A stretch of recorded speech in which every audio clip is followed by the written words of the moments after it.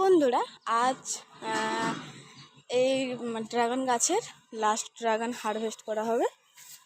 দেখে নাও, দিদি সেই ড্রাগনগুলো পেরে নিচ্ছে।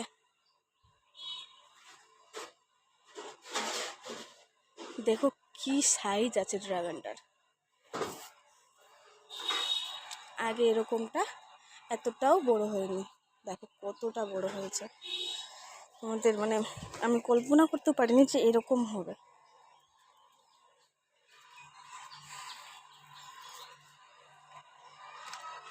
কত না বড়।